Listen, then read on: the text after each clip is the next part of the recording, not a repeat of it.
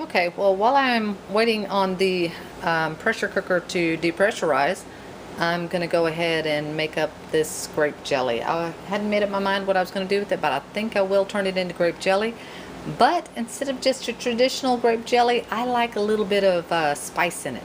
So I think what I'll do is I'll put a little bit of ginger, cinnamon, some nutmeg in there, and just spice it a little bit. All right. Then I've got some Sure Gel. Well, it's not actually the Sure Gel. It's the ball.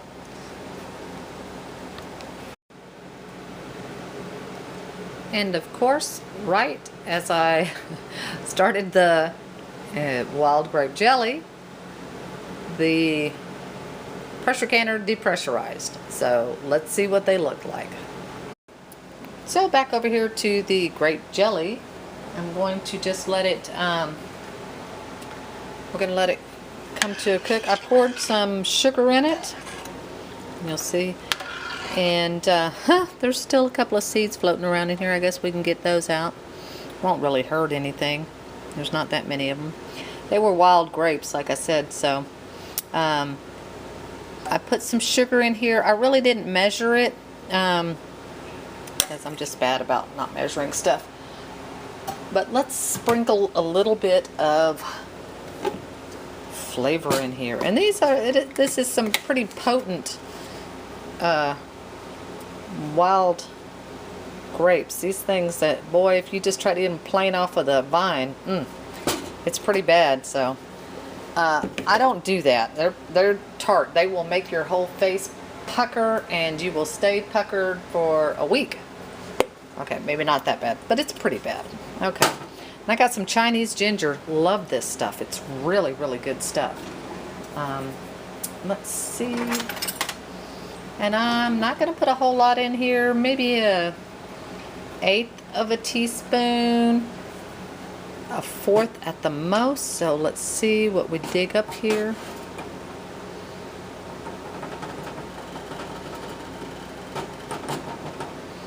Yeah, about that much. Okay, that's a 1 teaspoon, so a little over an 1/8 probably. And that's ginger, and then let's do some nutmeg. This is just, like I said, I just really like these flavors together. It makes it a little more depth, and it's not so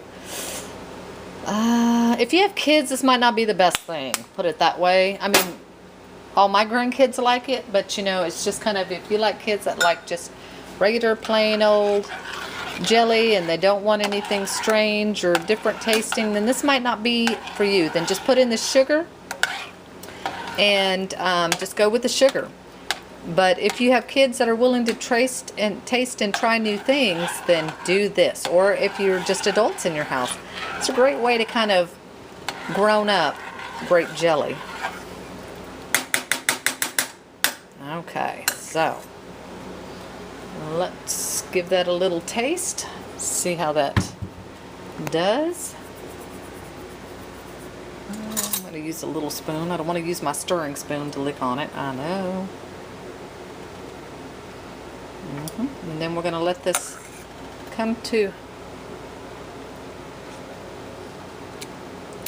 That is the way to do it. That's good. That was kind of perfect right there. It was just enough to, you can still taste the grape. It's not overpowering, but you can definitely taste the under flavors of everything else. So that's perfect. Okay. Stir that up. Okay, I rearranged everything. I moved, let's see if I can do this slowly, the pears over there for right now, since they're cooked. I moved the grape jelly to the small burner. Put the water canner back on the big burner. So I'll get my jars in there and we'll get everything prepared and ready to go. Okay, I've got 2 packs of the fruit pectin because it says 1 pack per 3 cups of liquid. And I've got, I know, roughly 5 or 6 cups in there, so we're going to go with 2 packs. It says to gradually stir it in, so hard to do this with 2 hands, but I'm going to put the camera down so I can stir this in while I'm pouring it in, but we want to do it gradually. And for general purpose knowledge, if you do want to go with a recipe, an actual recipe, Ball says that for 3 cups of unsweetened grape juice to add 4.5 cups of sugar. Okay, so that's a flat recipe that you can follow. Another little detail I should probably mention is that my fruit pectin was actually expired. I don't make jellies. I usually make more like butters and jams, and I don't use the fruit pectin a lot. So I had some on hand, but it's expired, so we'll find out if it's still good. It should be. I can't see any reason why it wouldn't be, but you know how it goes. It'll be another one of those we'll know if we're just being sold something. Okay, we're going to bring this to a full rolling boil. And when it comes to a full rolling boil, and like I said, mine already has sugar in it, the juice, because when I was doing the grape butter yesterday, I wasn't thinking, and I put in the sugar too early. So it already had sugar in the juice when I strained it out.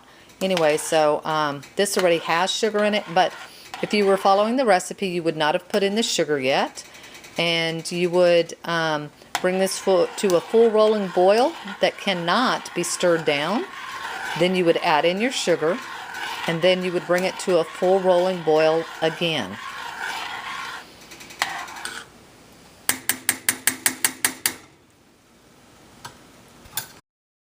Okay, so this is a boil, and it's a nice rolling boil, but it's not a boil, as you see, that can't be stirred down. And it'll actually start to get foamy and stuff when it gets to the point where it can't be stirred down. And it's almost there. You'll see it's developing this foam on top. And you see, let's look at the back of the spoon. It is starting to get to where it's getting to what they call gel point. You can tell that, see how it's hanging on that spoon now? Yeah. It's getting there, so. It'll still be stirred down though, as you see, so we're working on it. And you should be stirring this constantly.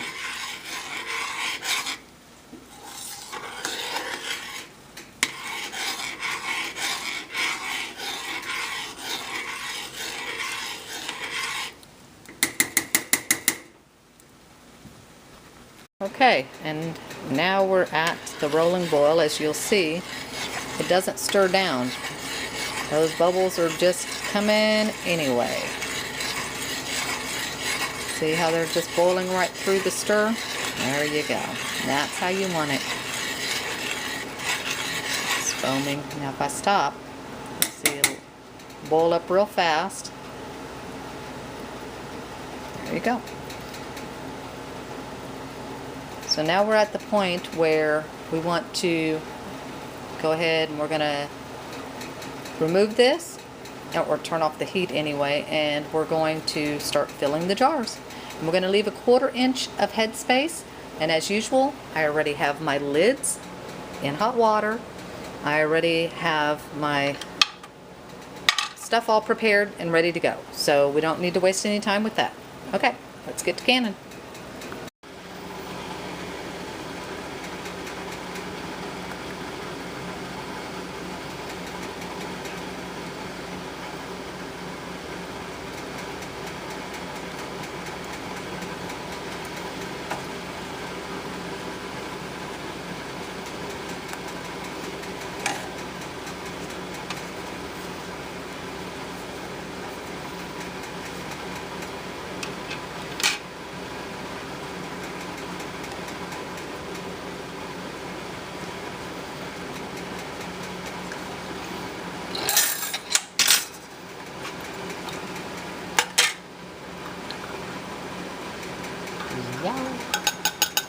Hot lid.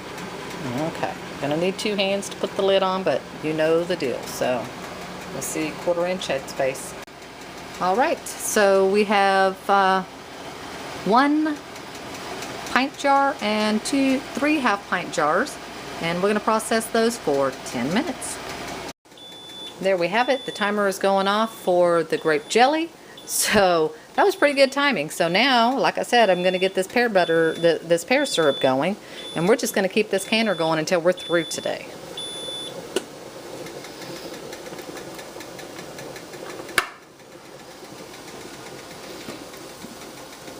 And away from the face, and we're going to let that go for 5 minutes before we take our cans out.